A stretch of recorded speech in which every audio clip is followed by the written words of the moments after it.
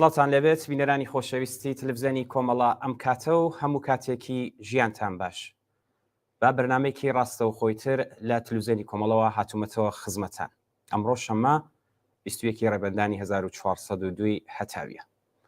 ئاگادارن کە نزیک دەبینەوە لە 26 ڕێبەندان ڕۆژی کۆمەڵە. 26 ڕێبەندان لە کوردستان بە ڕۆژی کۆمەڵە نووسراوە هەموو لایەک ئاگادارن. دەمبارەوە هەر لەم ڕۆژانەدا قسە و باسی تێرە و تەسەلمان لەسەری کردووە. با لە پێشدا ئێمە لێرەوە 26 ڕێبەندان ساڵڕۆژی ئاشکرابوونی تێکۆشانی کۆمەڵە گەرمترین پیرۆزبایی پێشکەش بە بینەرانمان بکەین. ڕێز بگرین لە یادی هاوڕێی ڕابەر و گیانبەخت کردو کاک حەمە حوسێنی کەریمی کە ڕۆژی کۆمەڵە ساڵڕۆژی گیانبەختکردنیەتی.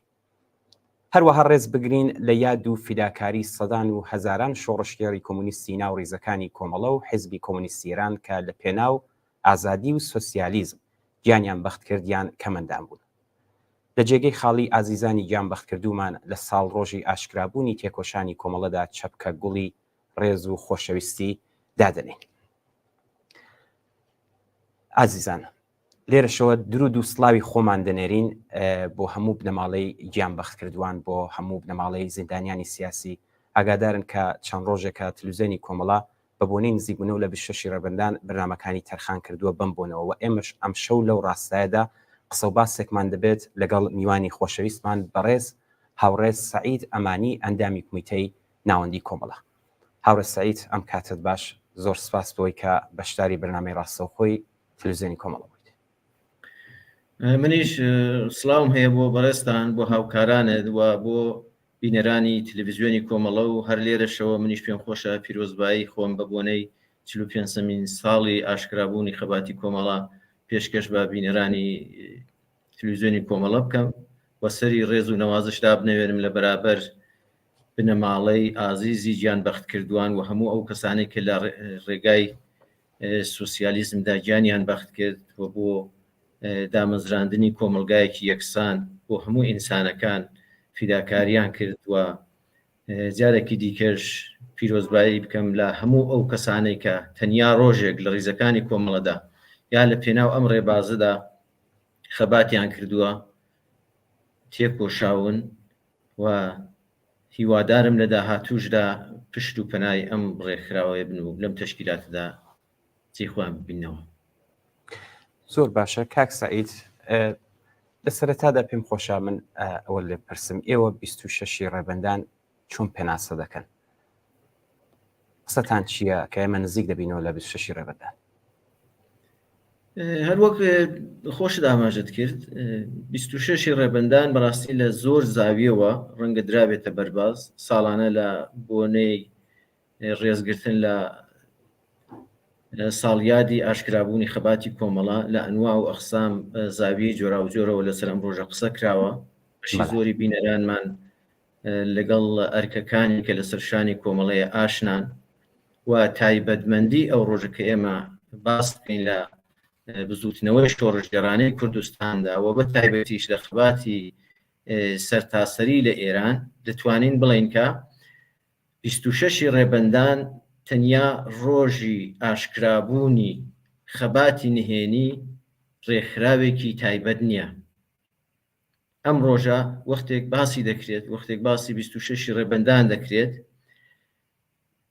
گرنگی ئەم ڕۆژە لە بزوتنەوەیەکی جەماوەری بەریندا کە زیاتر لە 4 دەیە لە کۆمەلگای کوردستاندا لە ئارادایە تەداعی دەبێتەوە و لە زەینی تاک بە تاکی ئەو کەسانەی کە لەگەڵ ئەم ڕەوتە لەگەڵ ئەم جەریانە خاتراتێکیان هەیە، بیرەوەریەکیان هەیە، شتی جۆرا و جۆر،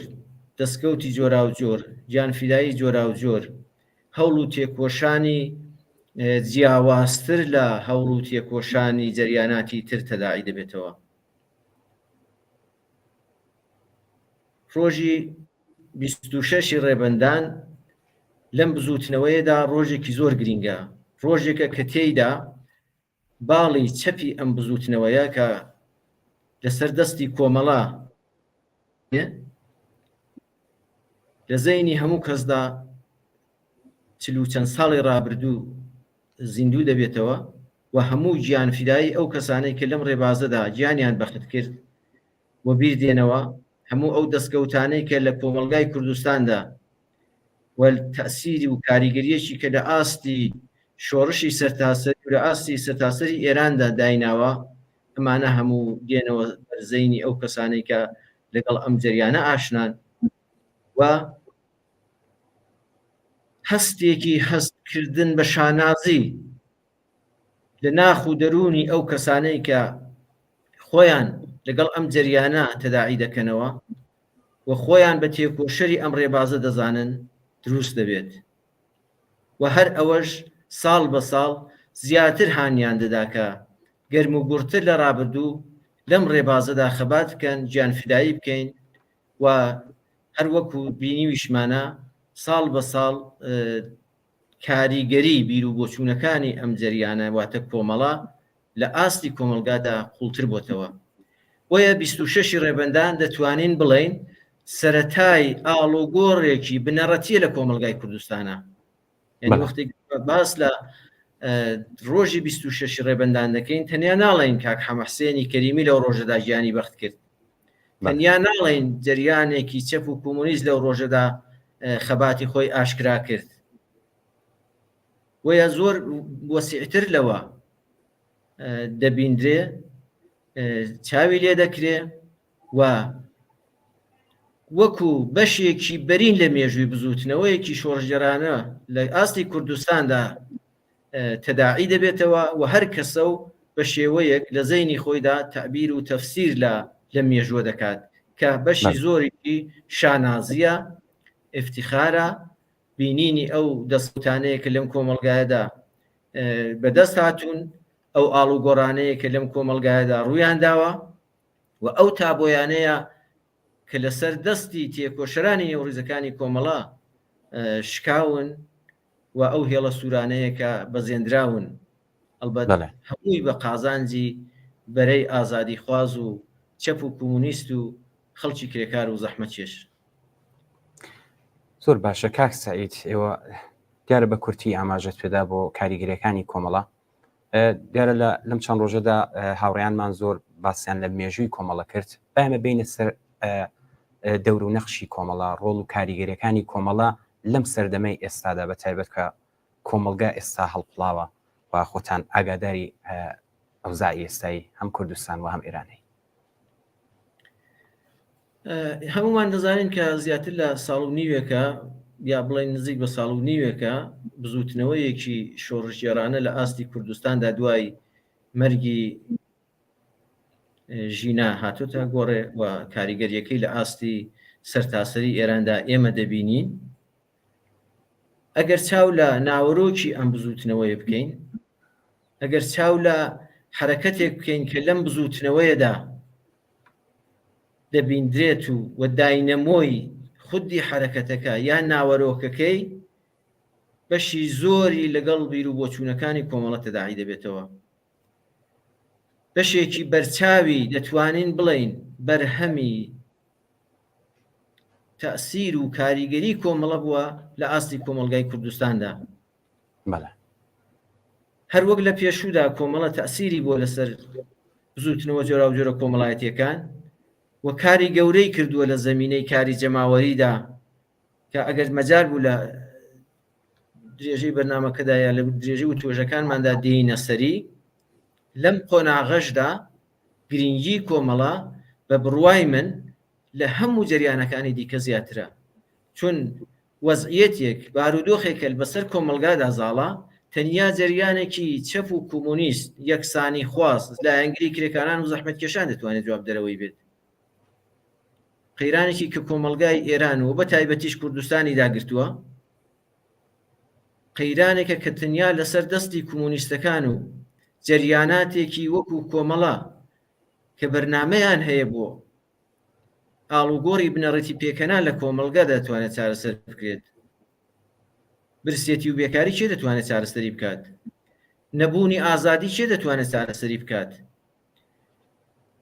لایەنگری و دیفاع لە مافەکانی ژنان چێ دەتوانێت پاڵپشت و پشتگیری شێرگیری بێت؟ و تەنانەت لە خودی کۆمەلگاشدا چاوەڕوانێکی کە هەیە چ لەلایەن ژنانەوە چ لەلایەن کرێکاران و زەحمەتکێشانەوە و تەنانەت چ لەلایەن ئەو کەسانەوە کە گرنگی بە مافی نەتەوایەتیەدەن پێیان وایە کام جەریان دەتوانێت ڕاستگۆیانە لە پێناو دابینبوونی ئەم مافانەدا خەبات بکات.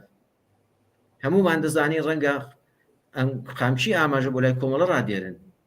کە ئەمە واقعیەتێکی حاشاڵ نەگرەوە لە ماوەی 44 چەند ساڵی ڕابردوودا ئەمە ئیسبات بووە.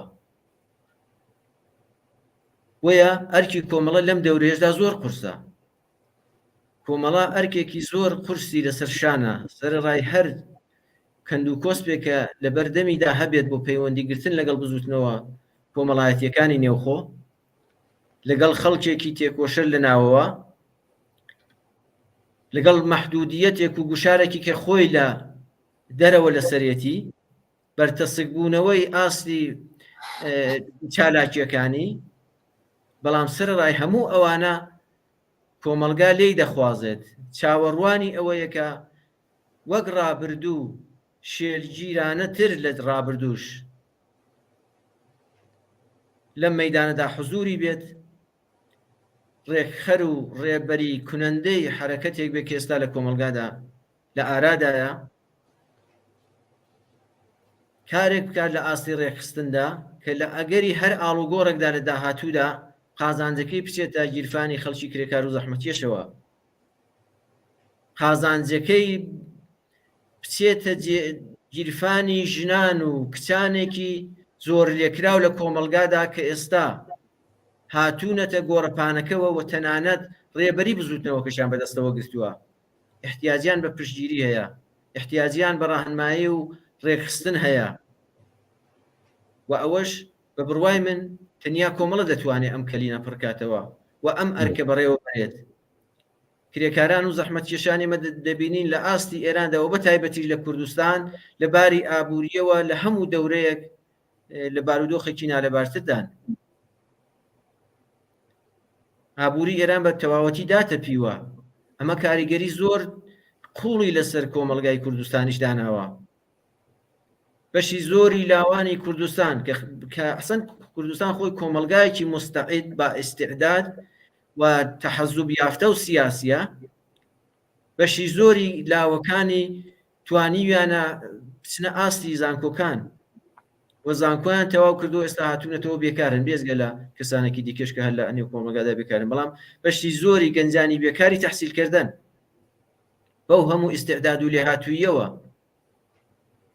ئەم کۆمەلگایە پێویستی بەوەیە کە ئاڵوگۆڕێکی بەسەردا بێت کە کار و ژیان بۆ ئەم جیلە یا بڵین بۆ ئەم نەوەیە دابین بکات دەبێ ئاڵوگۆڕێک بەسەر ئەم کۆمەلگایەدا بێت کە ئەسەن مەسلەی کۆڵبەری کە ئێستا وەکو کارچاوی لێ دەکرێت ئەسم وەکو بەشێک لە مێژوو و ڕابردووی ئەم کۆمەلگایە چاوی لێ بکرێت گەنجانی ئەم وڵاتە یا ئەم هەرێما بەجێی ئەوەی کە لەبیری ئەوەدا بن کۆس بکەن بۆ هەندەران و بچن لەوێت توانایەکانیان بخەنەگەڕ لە کۆمەلگاکەی خۆیاندا ئەو توانایانە بخەنەگەڕ بۆ گەشە پێدانی کۆمەلگاکەی خۆیان هەوڵ بدەن و زەحمەت پێشن بەڵام ئێستا بەداخەوە بەشی زۆری گەنجانی کۆمەلگای ئێمە لەبیری ئەوەدان کە چۆن خۆیان ڕزگارکەن چۆن دەرباز بن و بگەنە شوێنێکی دنیا کە بتوانن ژیانێکی ئاسوودەیان هەبێت توانایەکانیان وەگەڕخەن وەکو ئینسان چاویان لێ بکرێ نەک ئەوەی ناچار بمچن کاری کۆڵبەری بکەن یا دەستفرۆشی بکەن کە ئەمانە هیچی کار نین بەڵکە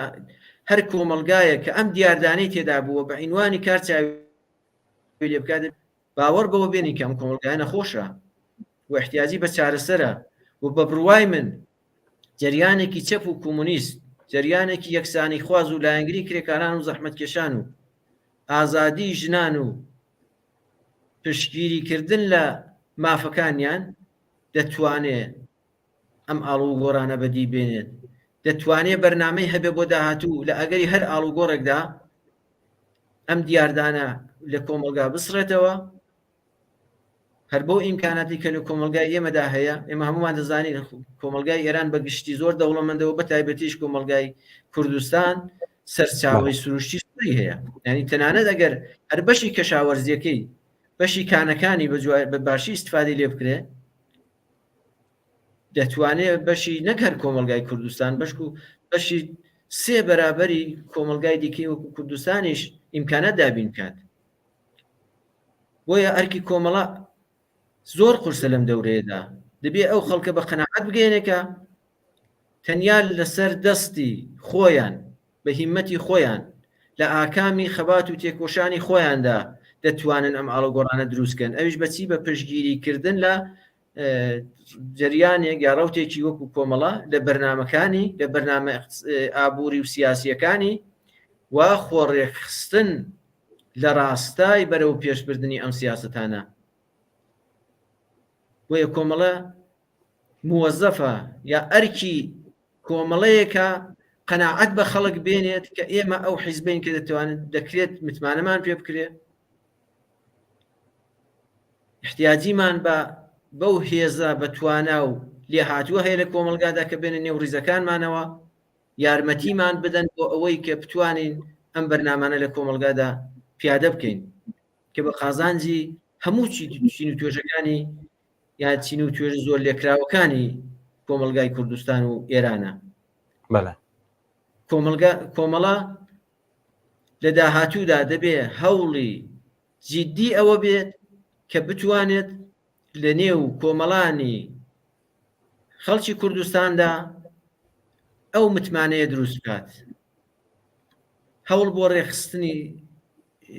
خەباتی جەماوەری بدات، هەروەکو لە ڕابردووداوە لە دوای ساڵی 57وانە دیتومانەگە تا ئەستامە مێژۆکەی بخوێنینەوە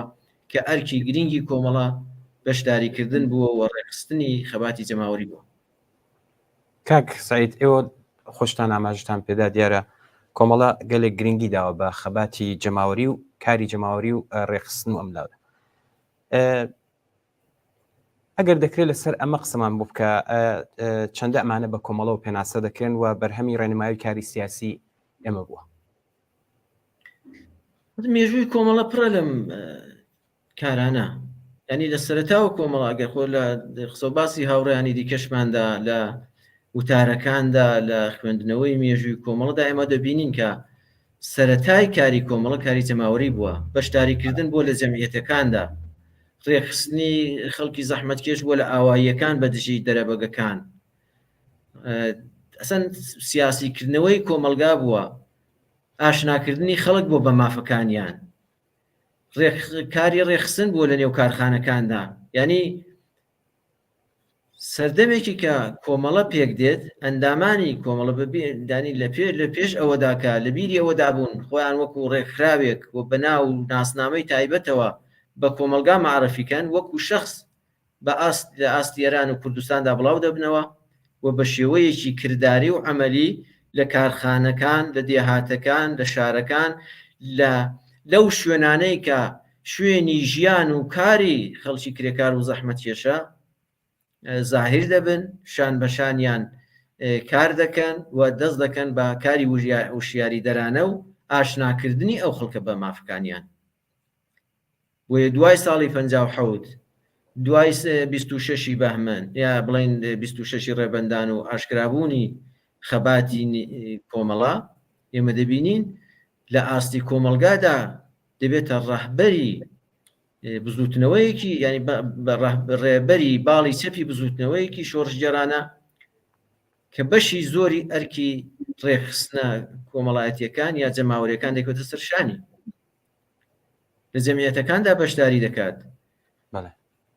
کە لەوێدا ژنان کۆبوونەتەوە، گەنجان ڕووی تێدەکەن، خەڵکی کرێکار و زەحمەتکێش هەیە و لێدا ڕۆشنگەری دەکرێت و خەڵکی تێدا ڕێک دەخێت. بێزگەلەوە مەسەڵەن یەکێتی جوتیاران پێک دێت، یەکێتی جوتیاران ئەرکیەوەی کە دیفاع بکات لە مافی خەڵکی کرێکار و زەحمەتکێش و جوتیاری زۆر لێکراوی ئاواییەکان بە دژی دەرەبەگ و کۆنەپەرستەکانی ناوچەکە کە هەمومان بیستومانەکە چ دەورێکی بۆ کۆمەڵە و ئەم ڕێکراوانە چ دەورێکیان بووە چ کاریگەریەکیان بۆ لەسەر خەڵکی ئەو ناوچانە و خەڵک چۆن توانیوێتی وەکو پشت و پەنای خۆیان چاوێن لێ بکە. وەختی کۆماری ئیسلامی هێرش دەکاتە سەر کوردستان، کۆمەڵە جیا لەوەی کە وەکو هێزێکی چەکدار یا وەکو هێزێکی بەرگریکار بە شێوەی نیزامی بەرەنگاری ئەم هێرشە دەبێتەوە، بەڵام قورسایی کاری دەخاتە سەر کاری ڕێخستن و جەماوەری و ڕێخستنی ڕێپێوان و خۆپیشاندان و مانگرتن بۆ بەگژداچوونەوەی ئەم هێرشە. کۆچی مەریوانمان لە بیرە بەڕێبەری کاک فواد کە وەختێک هێرش دەکرێتە سەر مەریوان وە سپای پاسداران دەیەوێت بێتە نێو شار و کاردانەوە و ئەکسول ئەمەلی ئەو خەڵکە دەبینین کە لێرەدا تەداعی دەبێتەوە بە نێوی کۆچی مەریوان ناسراوە. ئەو حرەکەتانەی کە لە شارەکانی دیکەوە بەرەو مەریوان بۆ پشتیوانی لەم حرەکەتە کەوتنەڕێ، ڕێبەریەکەی چێ بوو؟ کۆمەڵەکردنی. بۆیە ئەمە نمونونەکانی ئەو کارە جەماوەریانن. دیارە لە سەردەمێکیشدا کە کۆمەڵە و باقی ئەحزابی سیاسی ناچار دەبن کە لە ناوچەکە پاشەکشە بکەن و بێنە ئەم دیوی سنوور، ئێمە دەبینین بازم بەردەوام بۆ لەسەر ڕێخستنی کاری جەماوەری و گرنگی پێداوە هاوشانی کاری پێشمەرگانە کاری جەماوەریشی ڕێخستووە. هەر ئەو مانگرتنانەی کە لە فاسلەی ئەو چەندەیەدا لە ئاستی کوردستاندا کراون، هەموو ئەوانە بەشی زۆریان لەسەر دەستی کۆمەڵە بوون. کۆمەڵە بانگەوازی بۆ کردوون، کاری ڕێخستنی بۆ کردوون، ئاگاهگەری کردووە بە نەتیجە گەیشتون. زۆر باشە کاک سەعید، پێما بە هاوڕێیانمان لە بەشی ئۆتاق فەرمان دیارە کلیپێکی باشیان دروست کردووە و پێیان باشە لێرەدا بڵاو بێتەوە. دوو پامیشمان لە شاری سەقز و لە شاری مەریوان بۆ هاتوێتەوە. با بچین ئەم کلیپە ببینین، دواتر دێنەوە دوو پامەش دەخوێنینەوە و دوای درێژە دەدەین بە قسە و باسەکەمان.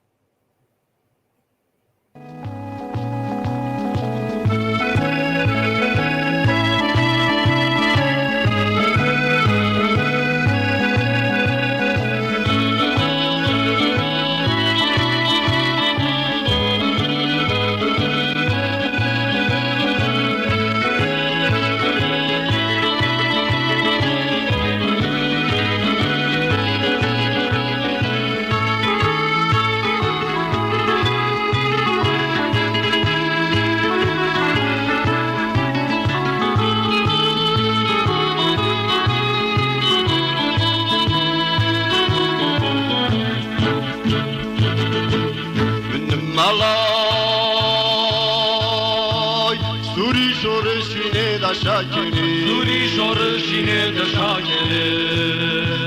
Çeke Lezire wala suram Surudi yaşnabuna Vam ruba düşmün dakhini Ruba düşmün dakhini Min malay Suri şorşine de şakele Zuri şorşine de şakele Çeke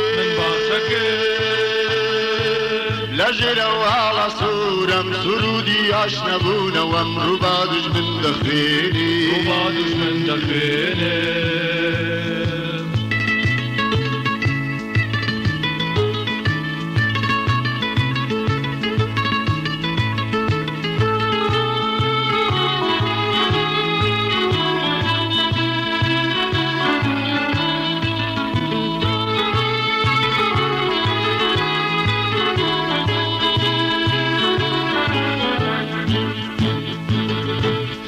مرگی وشیارم رگی سختم لریا چکی دست دیری مشکم مجده دوار روژی تیا دست مرگی وشیارم رگی سختم لریا چکی دست دیری مشکم مجده دوار روژی تیا من دمالا Zuri şorşine de şakeli Zuri şorşine de şakeli Da çeke Lejira wala suram Surudi yaşnabuna Vam ruba düşmün dakhini Ruba düşmün dakhini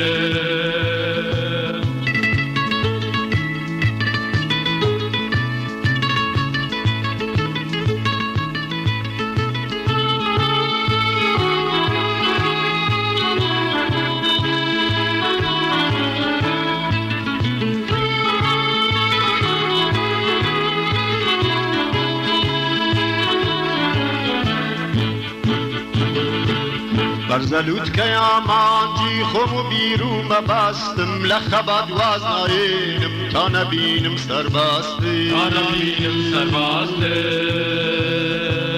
بەرزەلووت کە یامانجی خۆم و بیررومە باستم لە خەبات واز نایێنم تا نەبینم سەرباستی نبینم سرباسته بنم مەڵا سووری شۆڕشینێ لە شاکێنێ دوری شورشینه دشاکنه من باچەکە لە ژێنەوەڵە سوورم سرودی ئاش نەبوونەوەم ڕووباد من دەخوێنێ روبا دشمن دخینه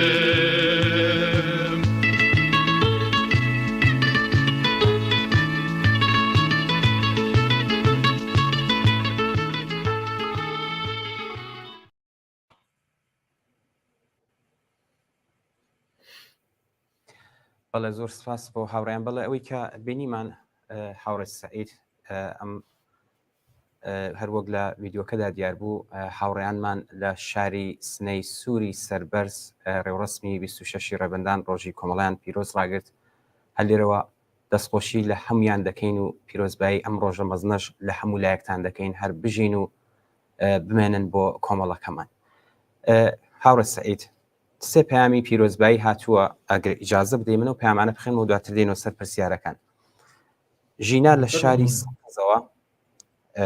نووسیوێتی هاوڕێیان سڵاو ماندوو نەبن دەستخۆشی لە خۆتان و سڵاوم هەیە بۆ بینەر میوانی بەڕێستان و دەستخۆشی لە هەموو بەڕێوەبەرانی تلڤیزیۆنی کۆمەڵە دەکەم هەلێرەوە یادی ئازیزی گیانبەخت کردو کاک حەمە حوسێن کەریمی بەرز و بەڕێز بێت و ژینا لە شاری سەقزەوە لەگەڵتانەوە هەر لێرەوە وەکو لاوێک دڵنیاتان دەکەین تا دوا هەناسەمان درێژەدەری ڕێگا و ئامانجی بەرزمانین پیرۆز بێت 26 ڕێبەندان ڕۆژی کۆمەڵە لە هەموو پێشمەرگەکان لە هەموو خەڵکی ئازادی خوازی کوردستان زۆر سپاس بۆ ژینا دەستت خۆش بێت و لە ئێوەی بەڕێزیش پیرۆز بێت لە بانەوە پامێکی ترمان بووە تۆ سڵاو ماندوو نەبن بۆ ئێوە هاوکارانتان لە تلڤیزیۆنی کۆمەڵە هەروە سڵاو بۆ میوانی بەڕێستان کاک سەعید ئەمانی من لە بانەوە نامەتان بۆ ئەنێرم و پێم خۆشە لە تلڤیزیۆنەکەتان پیرۆزبایی خۆم بە بۆنەی 26 ڕێبەندان ڕۆژی کۆمەڵە لە سەرجەم دۆستان و لایەنگرانی کۆمەڵە و بنەماڵەی گیانبەختکردوان بگەێنم بژی کۆمەڵە بژی سۆسیالیزم هاوڕێتان بەرخۆدان ئاربابا زۆر سپاس بۆ ئەم هاوڕە ئازیزەشمان شاهۆژ لە شاری مەریوانەوە پامی پیرۆزبایی نردووە دەستخۆشی لە بەرنمەکان کردووە و نووسێتی پێشاوپێش پیرۆز بێت 26 ڕێبەندان ڕۆژی کۆمەڵە لە هەموو لایەنگران و دۆستان و هەموو ئەو کەسانی کە دڵیان بۆ کۆمەڵە لێدا زۆر سپاس بۆ شاهۆی بەڕێزیش هاوڕێ سەعید بە بینە سەر پرسیارێکی تر کۆمەڵە زۆر لە ڕەوشنبیران و نووسەران و هونەرمەندان تایبەتەن ژنان و لاوانی لەگەڵە چەندە ئەم توێژە تایبەتەن ئەم کەسایەتیانی کە باس کرا تایبەتەن ژنان و لاوان چەندە بوونیان گرینگە و کاریگەریەکانیان تا ئێستا چۆن بووە و چی دەبێت منیش بەش بە حاڵی خۆم دەستخۆشی لە و هاوڕێیان دەکەم کە و پەیامانیان نردووە ڕێز و سڵاوی تایبەتیم هەیە بۆ هەموویان 26 ڕێبەندان لەوانش پیرۆز بێت کۆمەڵە بە درێژایی مێژووی خۆی و بە تایبەتیش لە دەیەی شەسدا بەشی زۆری ڕووناکبیران هونەرمەندان نووسەران ینی ئەو کەسانەی کە گرایشی بیری چەپیان بوو گرایشی بیر و باوەڕی کۆمۆنیستیان بوو لایەنگری ئازادی و بەرابەری و یەکسانی نێوان ژن و پیاوە لە ئاستی کۆمەلگادا بوون و دەیانویست لەم بوارەدا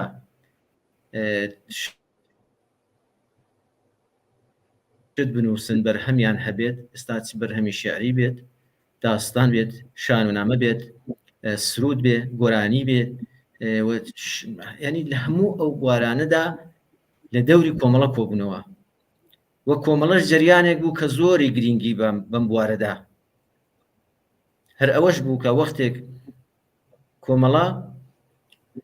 لە شارەکان یا بڵێن هێزی پێشمەرگە شارەکانی بەجێهێشتووە چووە ئاواییەکان یا بڵین چون منتیقەی ئازاد کە ئەو منتیقی ئازادی پێدەکترا لەوێ مستەخەر بوو بەشی زۆری ئەو شاعیر و هونەرمەند و نووسەرانە کە خۆیان لەگەڵ ڕێبازی ئەم ڕەوتە ئەم جەریانە وەکو کۆمەڵە بەنزیک دەزانی لە دەوری کۆبوونەوە و هاتن لەژێر چەتری کۆمەڵەدا درێژیان بە فعالیەتیاندا. کۆمەڵە وەکو ینی لە ساڵەکانی 57 بەملاوە کە تەنیا 9 ساڵ بەسەر ئاستی فعالیەتی نهێنی ئەم ڕێکراوەدا تێپەڕی بوو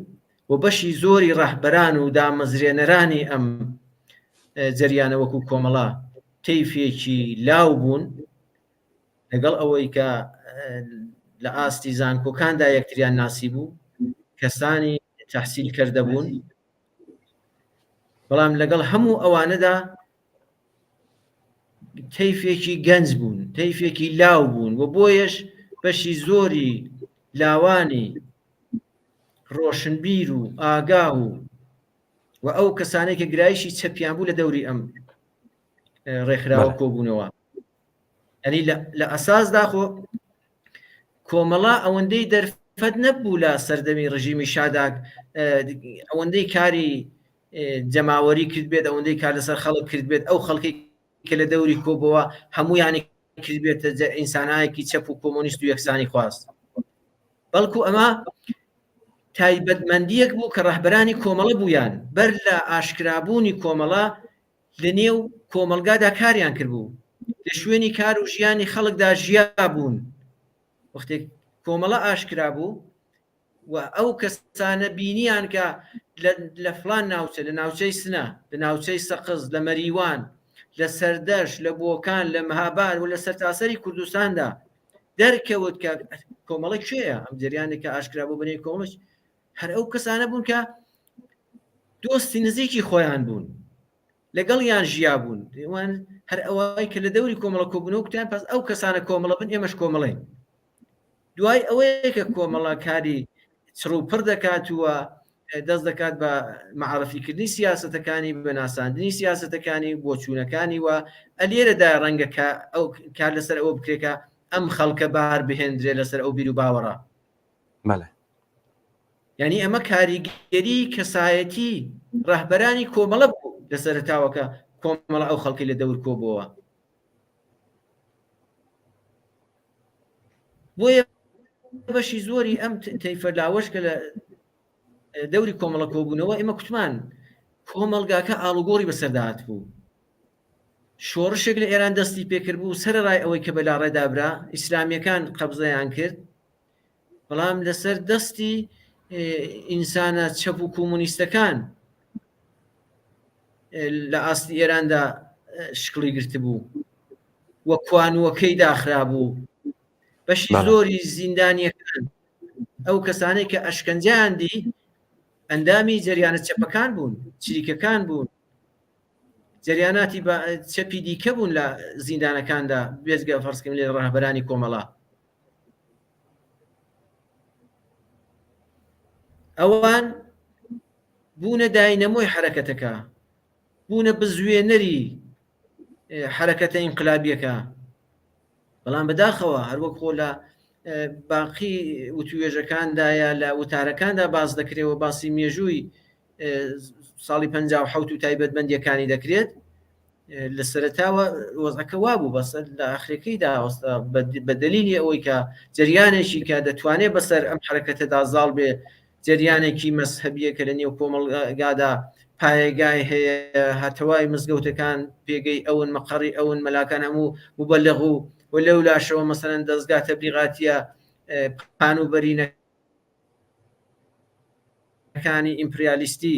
گەوریان کردنەوە دەستیان ئەوان توانیان دەست بەسەر شۆڕژدا بگرن دنا لە ئەساسدا شۆڕشێکی کە لە ئاستی کۆمەلگای ئێراندا لە ساڵەکانی 56 و 57وانە بەنیسێکی کەوتەڕێ بناغەکەی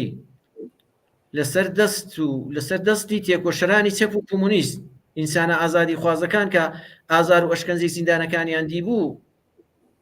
گەرای بەست بوو شکڵی گرت بوو. بۆیە لە ساڵی 1950دا کۆمەلگا ئەم ئاڵ و گۆڕەبەرینەی بەسەردات و سەرڕای ئەوەی کە سەرنوشتی ئینقلابەکە چی بەسەرات و بەڵام کۆمەلگای کوردستان درەنگتر لە ئێران کەوتە ژێر دەستی ئەم ڕەوتە کۆنەپەرستە. مەجای ئەوە هەبوو چەند ساڵێک چالاکی بکرێ فعالیت بکرێەوە کوردستان بوو بە سەنگەری خەبات لە دژی کۆنەپەرستی، بوو بە پەناگای تەواوی ئەو کەسانی کە لە ئاستی ئێراندا کەوتنە بەر مەترسی و ڕوویان کردە ئەم ناوچەی بۆ ئەوەی کە هەم ژیانیان پارێزراوێ و هەم درێژە بە خەبات بدەن. کۆمەلگای کوردستانی ئاڵگۆڕی بەسەرداهات بوو. پێشتر ئەگەر حیزبێکی سونەتی لە ئاستی کوردستاندا وجودی هەبوو، ئێستا ئاڵگۆڕەکە کۆمەلگاکە ئاڵگۆڕی بەسەرداهات بوو. دروشمەکانی ئەم جەریانەیە ئەم حیزبە نەیدەتوانی جواب دەرەوەی نیازی سەردەمەکە بێ. ڕەوتێکی وەکو کۆمەڵە دەیتوانی جوابی ئەم نیازانە بداتەوە. کرێکاران داخوازیان بوو، گەنجان داخوازیان بوو، ژنان دەیانویست بێنە مەیدانەکەوەوە. ئەوە کۆمەڵە بوو کە دەیتوانی پشگیریان بکە. خەڵکی کرێکار و زەحمەتکێش لە ئاواییەکان دەیانەویست زەویەکی کە کاری لەسەر دەکەن ببێتە هی ئەوان. بە دژی دەبوو مالیک و زەمیندارەکان کەسانێک بوەستنەوە دەبێت پشگیریەکان هەبێت و ئەوان ئەم قەڵای پشگیریەی خۆیان بە کۆمەڵە دەزانی و هاتنە نێو ڕێزەکانیەوە بۆ ئەوەی کە پشتوپەنای خۆیان قایم بکەن. بۆ لە بەشی گەنجان و لاوان یا بڵێن ژنانیشدا یا بڵێن ئەو کەسانش کە هونەرمەند بوون و دەست بە قەڵەم و لەم زەمینەدا کۆمەڵە پاڵ پشتوپەنایان بوو و ئەوان بیر و باوەڕەکانی خۆیان لەم جەریانە بە نزیک دەزانی. بۆیە لە دەوری کۆمەڵە کۆبوونەوە و بە پێچەوانەی ڕەوتی پێشوو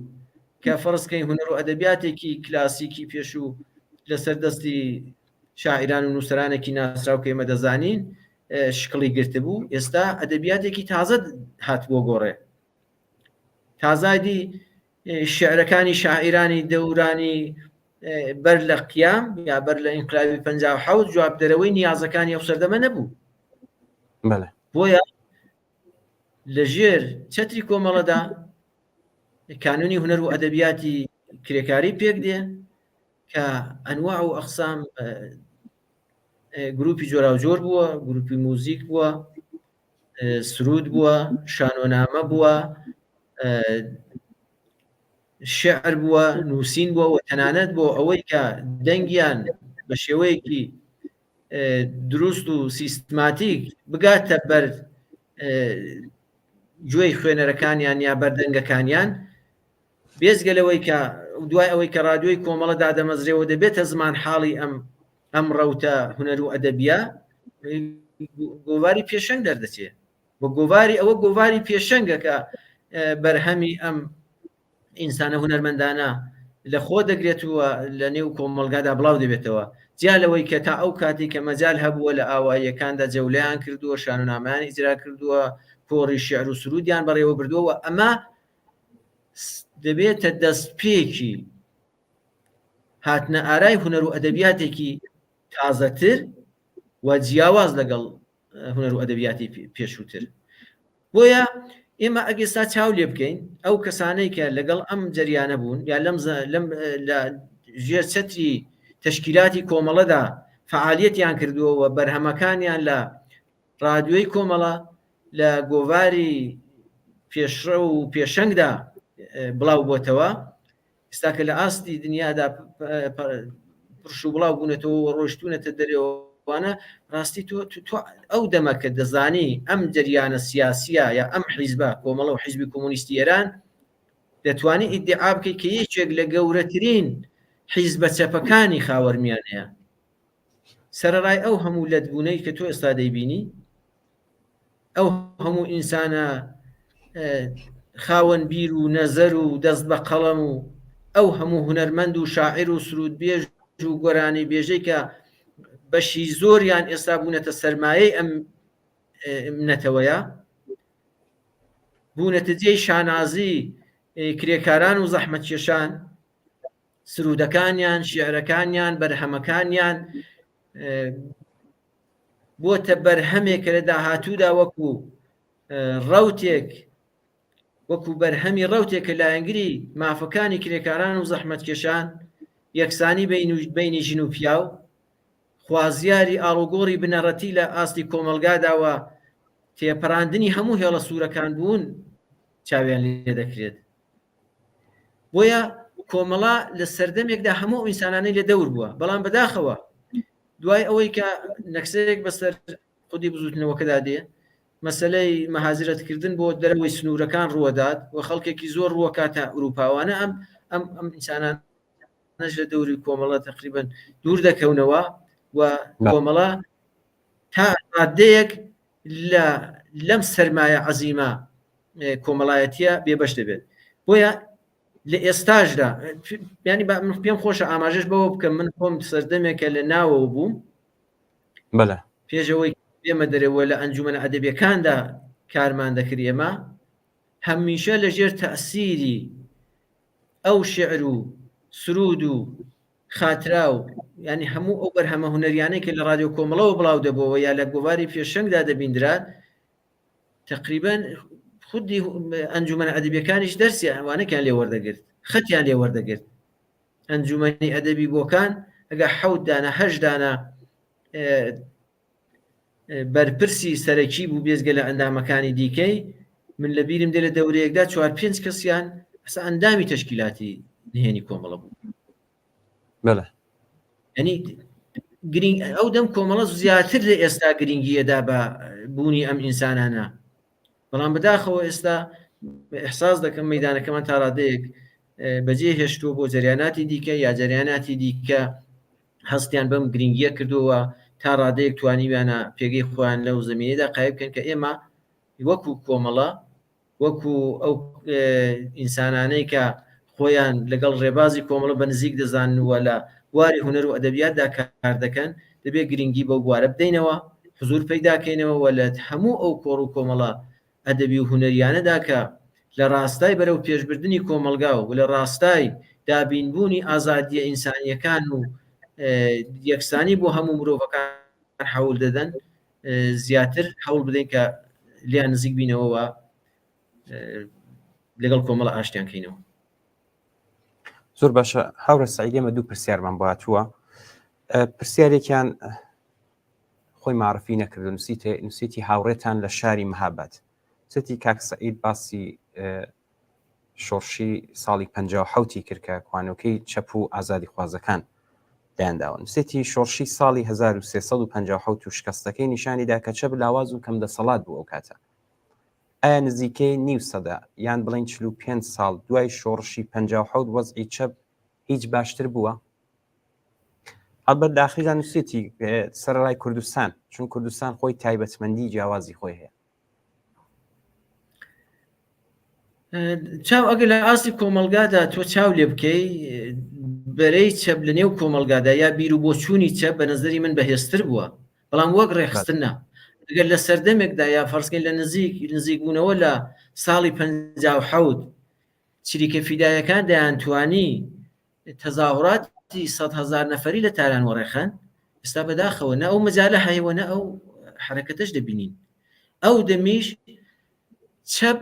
زعیف نەبوو، چەپ پراکەندە بوو، چەپ ڕەحبەری نەبوو، چەپ بەرەیەکی یەکگرتووی نەبوو. مەسەڵەن وەکو ئیسلامیەکان کە بە شێوەیەکی سروشتیە نازان بڵم لە نێوی بنێمچی ئەوان خاوەنی ڕەحبەری بوون. تەنیا هەر ئەوە بوو کە کاناڵێک پەیدا بێ مەجالێک بکرێتەوە کە کەسێکی وەکو خومینی معرفی بکرێت کە سەرپەرشتی ئەو حرەکەتە بکە. کۆمەلگایەکی مەسەبی جریانێکەوە سەمچوو جریانی شیعەکە لە سەردەمی ڕژیمی شادا مەسەلەن ئیحساس دەکرد مەسەلەن مەلاکان زوڵمیان لێکراوە زیندانی کراوە ینی زەمینە فەراهەم بوو بۆ ئەوەی کە ئەم ڕەوتە بتوانێت دەست بەسەر ئەم شۆڕشەدا بگرێت. لەنا هەروەک باسم کرد دەڵم حرەکەتەکە حرەکەتێکی زەعیف نەبوو خۆی لە خۆیدا کۆمەلگای ئەو دەم لەژێر تەئسیری ڕووداوە جیهانیەکاندا تۆ چاو لێ بکەی مەسەلەن چریکە فیدایەکان بەچی ئەعتیبار و نفوزیان پەیدا کرد بوو. دوای ئینقلابی کوبا ڕوویدا بوو حرەکەتایەکی تقریبەن هاوشێوە و وڵاتانی ئەفریقایی لە جریاندا بوو شۆڕشی چەکداری و گەورەوە بە تایبەتیش تەئسیرێکی کە ئینقلابی کوبا بووی، ئینقلابی چین بووی، هەموو ئەوانە لە کۆمەلگای ئێراندا تەسیر و کاریگەری خۆیان بوو. بۆیە مەترسی ئەوە هەبوو ئەم شۆڕشە نەتیجەکەی یا بڵین ئاڵوگۆڕێکی کە دەکرێت چەپەکان ببنە خاوەندە سەڵات لە ئێراندا. هەر ئەوەش بوو لە ئاستی سەر تاسەری دنیاداوە بە تایبەتیش دەوڵەتانی ئیمپریالیستی وەکو ئەمریکا و ئینگلیس و وڵاتانی ئوروپایی بە هەموو شێوەیەک پشتی جەریانی ئیسلامیان گرت و ئەم شۆڕشیان پێ سەرکوت کرد. شۆڕشەکە ڕژیمیشا کوتایی نەکرد لە سەرکوتکردنی، کوشتارێکی کە ئەو کردی ئێستا هاوشێوەی ئەو جەنایەتانەیە کە لە کۆماری ئیسلامیژا دەکرێت، بەڵام نەیتوانی خودی حرەکەتەکە یا خودی ئینقلابەکە سەرکوتکە. بەڵام کۆماری ئیسلامی یا بڵین ڕەوتی مەسەبی کە دەسەڵاتی بەدەستەوە گرت ئەم سەرکوتەی تەکمیل کرد. زانکۆکانی داخست، دەفتەری و شوێنی فعالیەتی جەریانە چەپەکانی هەموو داخست، ڕاهبەرانی گرتن، ئیعدامی کردن و ئەو نەگەڕێنەوە بۆ مێژوو بەڕاستی تۆ چاو لێ بکەی ئەو جەنایەتانەی کە لە دەیەی 60 ڕووی داوە چی لەگەڵ دەکەی. بۆیە ڕەوتی چەپ بەر لە ئینقلاب زۆر یەکگرتوو نەبوو، ڕاهبەری خاوەن ڕاهبەریەکی وا نەبوو کە بتوانێت ئەم شۆڕشە ڕێبەری بکات. زەعفەکە لێرەوە دەبینین. بەڵام ئێستا من پێم وایە بۆچوون وەکو بۆچوون وەکو دیدگا وەکو ئەوە لە ئاستی کۆمەلگایرانە بە نەزەری من ئێستا ڕەوتی چەپ قەویترە بەڵام ناڕێکخراوترە و خودی دەسەڵاتەکەش مەجالی ئەوە نادات کە ئەم خۆیان دەرخنەوە. تۆ حیزاب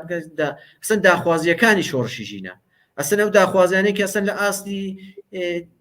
هەموو بزوتنەوە کۆمەڵاتیەکاندا لە ئاستی ئێراندا لە جەریاندایە هەموو بیر و بۆچوونی چەپن، هەموو ئەو داخوازیانن کە ڕەوتە چەپ و کۆمونیستەکان خوازیاری. بۆیە بڕوای من ئێستا بۆچوونی چەپ لە ئاستی کۆمەلگای ئێران و بە تایبەتیش کوردستاندا گرایشێکی زاڵە، بەست بەکاری بۆ بکرێ بکرێت. زۆر باشە هاورە سەید، هەرچەم ئێمە بەرنامەکەمان لە ڕاستای بۆ پێشوازی لە 26 ڕێبەندانە، بەڵام یەک دوو ڕۆژ پێشتریش ئێمە بینەرێکمان ئەم هەواڵەی بۆ نردوین و ئێستاش بینەرێکمان نووسێتی لە دەوروبەری شاری سنە. تێتی ئەزانم بەرنامەکەتان لە ڕاستای مەدانی ئاگادارن کە بەیانی دەبێتە 22 بەهمەن و حکوومەت زۆر حەوڵ دەدات کە نمایشێکی باش بۆ ڕاهپەیمایی بەڕێوە بات. بەڵام پێم باشە شتێک بڵم 3-4 ڕۆژ لەوە پێش لە ئاوایی دادانەی کەمانگەر گویا ئەمە کە پێشتر قوتابخانەیەکیان بووەوە نیازی بە نوێژنکردنەوە بووە، هیچیان بۆ نەکردوون، بەڵام خەڵک بۆ خۆی و ئەو خێرخوازەکان دەستیان داوە ئەم قوتابخانەی و نوێژنیان کردوتە، بەڵام افتتاح نەکراوە. گویا دێهیاری ئەم ئاواییە لە مزگەوت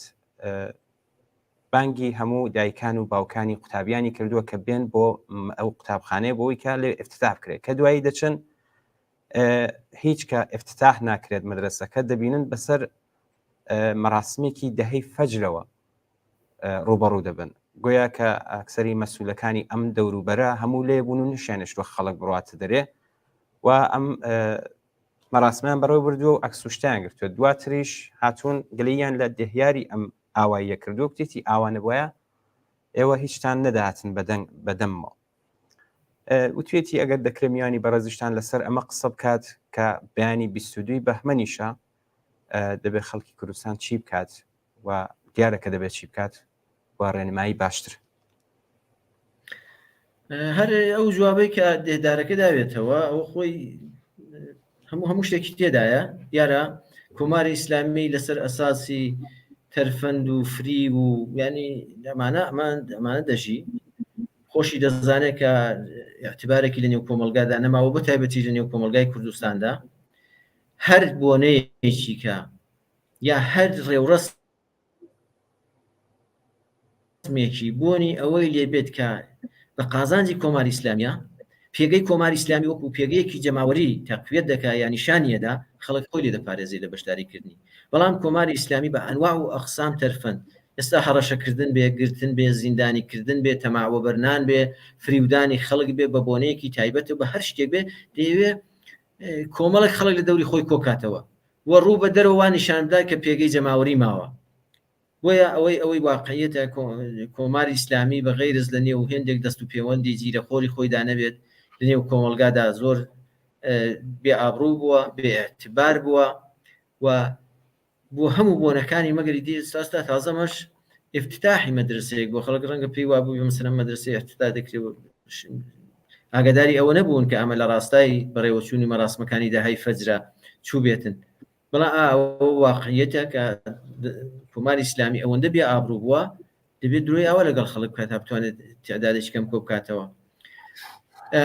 سبحینێ یا بڵێن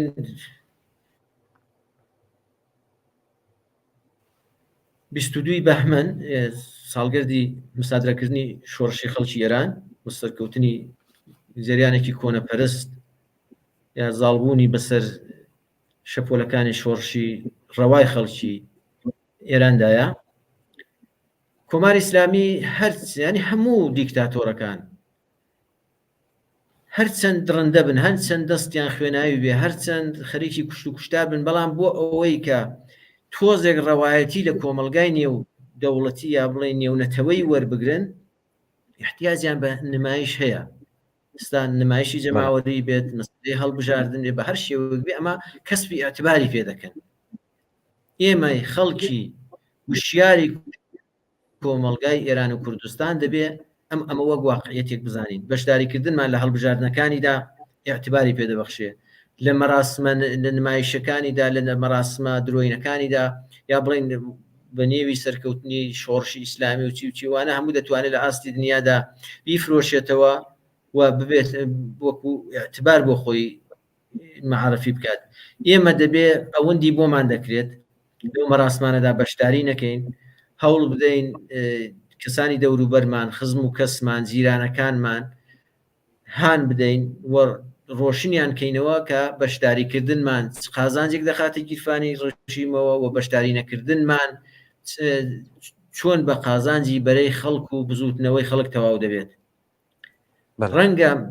هێندێک کەس مەترسی ئەوان هەبێت کە دەسمێستا کارمەندن یا بە هەر شێوەیەک مەترسی وان هەیە سبحینێ نان بڕاو بنەوەوانە بەڵام ئەگەر مەسەلەکە هەروەکو مەسەلەی مانگرتنەکان ئەگەر جەماوەری بۆەوە ئەگەر بە ملیێنی بۆەوە ئەگەر سەرتاسەری بۆەوە ناتوانن دەست بۆ کەس بەرن بەڵام ئەگەر کەم بێت ئەو خەڵکی کە خۆ دەپارێزێت تعدادێکی ژمارەکە ڕژیم باشتر دەستیان دەچێت بۆ سەرکوتیان بۆ ئازاردانیان بۆ جەریمەکردنیان و بۆ نانبڕاوکردنیان بۆیە دەبێت ئێمە جەماوەری ڕێوڕسمەکانی ڕژیم بایکۆت بکەین ئێمە بە شێوەیەکی جەماوەری نمایشی هەڵبژاردننی ڕژیم بایکۆت بکەین بۆیە چاوەڕوانیمان لە خەڵک ئەوەیە دیارە بەڕاستی من ئێحساس دەکەم ئێستا خەڵک لە بەتایبەتی لە کۆمەلگای کوردستاندا زۆر خەڵکێکی وشیارە و هیچ احتیاجی بەو نییە من بەڵام لێرەوە من داوان لێ دەکەم خۆیان قازانج و زەرەدەکان دەزانن و حتمما ئەو مەراسمی 22 بەهمەن و مەسلەی هەڵبژاردنوانە کە لەم بەم زوانە لە ئارادایە بایکۆتی دەکەن و ڕسواییەکی دیکە دەخەنە کارنامەی کۆماری ئیسلامیەوە. زۆر باشە هاوڕێ سەید ئێمە کاتی بەرنامەکەمان کەمتر لە 5 دقەمەوە ئێوە لە کۆتاییدا قسەتان چییە کە نزیک دەبینەوە لە 26 ڕێبەندان ساڵۆژی ئاشکرابوونی تێکۆشانی کۆمەڵە؟ بەڵام من ئەوەی کە چاوەڕوانیمە ئەوەیە بەپێی ئاڵگۆڕشی کە لە کۆمەلگادا بەدی هاتووە بە پێی گرنگیەکی کە ڕەوتێکی جریانێکی وەکو کۆمەڵە کە ئێستا کوتمان بۆتە ڕەوتێکی جەماوەری بۆنەکانی لە بۆنەی حیزبی دەرچوون دەبێ ئەم ڕۆژە بە شێوەیەک بەڕێوە بچێت کە خەڵک بە مەراسمی خۆیانی بزانن تێکۆشەرانی چەپ و کۆمونیست هەموو ئەو کەسانەی کە دڵیان بۆ شۆڕشێکی جەماوەری بناغە هەڵتەکێن و شۆڕشێکی کە بتوانێت ئەم دنیا ئاوەژوە بێنێتەوە سەر سکەی خۆی بە هەر شێوەیەکی بۆیان دەکرێت ڕۆژی 26 ڕێبەندان ساڵ ڕۆژی ئاشکرابوونی خەباتی کۆمەڵە ڕێز لێ بگرن و بەم شێوە پەیامی خۆیان بگەێنن بە هەموو نەیارانی ئەمڕەوتە و بە تایبەتیش بە کۆماری ئیسلامی و لەو لاشەوە ئیسپاتی بکەن کە سیاسەت و بەرنامەکانی کۆمەڵە کە هەمووی کوتمان لە ڕاستای بەرژەوەندی خەڵکی کرێکار و زەحمەتکێش لاوان و ژنانی تێکۆشەر و بوێری کۆمەلگاکەماندایە هەرچی زیاتر بەهێز بکەین و جەماوەری بکەینەوە و بەی خۆمانی بزانین. بۆیە هیوادارم ڕێزگرتن لە 26 ڕێبەندانی ئەم ساڵ جیاوازتر بێ لە ساڵانی پێشوو. هەرو چاوەڕوانیش لە خەڵکی کوردستان و بە تایبەتیش لە هەڵسوراوانی نێوڕیزەکانی کۆمەڵە دەکرێت. زۆر باشە هاوڕێ سەید، پامێکشمان لەلایەن پۆلێک لە لاوانی بۆکانەوە باتوە نووسێتی سڵاو و ڕێز بۆ ئێوە و بۆ هەموو دەسەندەرکارانی تلویزیۆنی کۆمەڵە پیرۆزبایی ڕۆژی کۆمەڵە لە هەمووتان و لە میوانی بەڕێستان کاک سەعید و هەموو کادر و ئەندامانی کۆمەڵە و هەموو کەسانی کە وەفادار بە ڕێبازی سۆسیالیستی کۆمەڵەمانەوە و درێژەدەری ڕێگەی گیانبەختکردوانمان بوون، بژی کۆمەڵە، بژی حیزبی کۆمۆنیستیێران، بژی سۆسیالیزم. زۆر سپاس بۆ ئەم لاوانەی ئازیز و خۆشەویست کە لە شاری بۆکانەوە نردویانە. کاک سەعید، ئێمە بەرنامەکەمان ڕوو بە کۆتاییە. زۆر زۆر خۆشحاڵت کردین. زۆر سپاس بۆ ئەوەی کە بەشداری بەرنامەی ڕاستەوخۆی تلویزیۆنی کۆمەڵە بووی. منیش جارێکی دیکە سپاسی ئێوە دەکەم، سپاسی هاوکارانت دەکەم بۆ دەرفەتتان کە لە اختیارتان ناینوە. ڕێز و سڵاوی تایبەتیشم هەیە بۆ بینەرانی تلویزیۆنی کۆمەڵە کە تا ئێستا دیارمانەوە. زۆر سپاس. سپاس و بەشداریتان هاوڕێ سەعید. بەڵێ ئازیزان، ئێمە چەند پامێکی تریشمان بواتەوە کاکتەها لە شاری بۆکان و کاک سیروس لە نەوەڕا پیرۆزبایی 26 ڕێبەندان ڕۆژی کۆمەڵان لە هەموو پێشمەرگەکان و کادر و ئەندامان و لایەنگرانی کۆمەڵە کردو. زۆر سپاس بۆ کاکتەها لە بۆکان و کاک سیروس لە نەوەڕا. هەر لێرەشەوە درود و سڵاوی خۆمان پێشکەش بە بنەماڵەی سەربەرزی هاوڕێیانی گیانبەختکردومان دەکەین و بڵێن ڕێبازی جگەرگۆشەکانی ئێوە واتە ئازادی و بەرابەری و بەختەوەری ئینسان ئاڵاکەی هەروە شەکاوەی و ئەمڕۆ لە کوردستانی شۆڕشگەر بە دروشمی ژن ژیان ئازادی خەریکە خۆی بەهێز دەکات تا لە ئاواتەکانی ئەزیزانی گیانبەختکردومان نزیک بێتەوە. سڵاو و درود بنێرین بۆ زیندانیانی سیاسی کە لە ئەشکەنجەگاکانی کۆماری ئیسلامی دەرسی خۆراگریان پێفێرکردین و سڵاو بنێرین بۆ هاوڕێیانی هەڵسوراومان لە شار و شارۆچکە و گوندەکانی کوردستان کە لە ژێر فەزای سەرکەوت و خەفەقاندا ماندووی نەناسانە هاندەر بوون بۆ حرەکەتە جەماوەریەکان و ماڵ بە ماڵ و گەڕک بەڕک و شار بە شار پەیامی یەکبوون و لەگەڵ یەکبوون بۆ داهاتوویەکی گەشیان بڵاو کردوێتەوە. و لە کۆتاییدا سڵاو و درودی بە پەیاممان پێشکەش بە خەڵکی خۆراگری کوردستان بکەین کە هاتن بە دەنگ بانگەوازەکانی کۆمەڵە و پشتیوانی سیاسەتەکانی بوون. زۆر سپاس بۆ هەمووتان، سپاس بەوەی کە بەشدار بوون ئەو عزیزانی کە لە ڕێگای واتساپەوە پیرۆزباییان کرد. زۆر سپاس ئێوەی عزیزیش کە تا ئێستا لەگەڵمان بوون کە هیوادارین ئەم بەرنامەشمان جێگەی سەرنجیەوەی خۆشەویستی بێت و کەڵکی پێویستیشتان لێوەرگی بێت. جارێکی تر پیرۆزبایی 26 ڕێبەندان لە هەموو لایەکتان پیرۆز بێت. ماڵاو.